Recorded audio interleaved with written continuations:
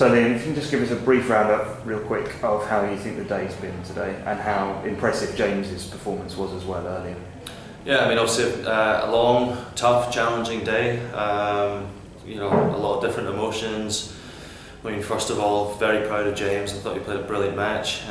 Yet again, showed that his level is way higher than what his ranking suggests. And for me, I hope he can take the way he played today, which was very aggressive. Anyone watching would have seen, James really attacking, dominating on the backhand really well, very proactive with his play. I think it's probably about as well as I've seen him actually against one of the best clay courters in world tennis, and he pushed him really hard. So it's great for him, moving on from this tie. But for the tie itself, it was important because if it does come to a final, fifth rubber, then he should take a lot of confidence from that and know that he's in with a great shot if we need him. And how impressed were you with the support today from the GB travelling fans? Yeah, I mean that was really important for us because it's in tough moments we could have been drowned out by the Italian noise, which got really, really loud at the end. It was actually a great atmosphere. It's what quarterfinals of Davis Cup should be like. But it was so good to have so many of the British fans here, and I thank them a lot for making that effort to come here, because I know it's expensive and timely, but it's important to the team.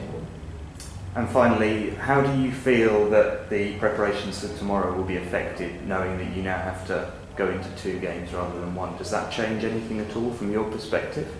It certainly makes it more complicated, because we'd obviously rather be sitting here, 1 rubber all, Andy done and dusted, and be able to rest in the morning, because originally it was meant to be a 2 o'clock start. Now Andy's got to get ready, very early in the day for a 10:30 start, so it brings everything in the day really quite early, which means less sleep, less time to recover.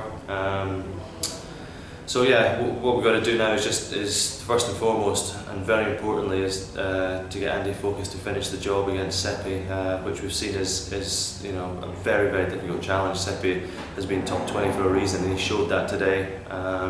So it's not going to be easy, but Andy, I think, in the driving seat now, and tomorrow's a new day. Hopefully it'll be slightly livelier conditions, so it's not as physically demanding.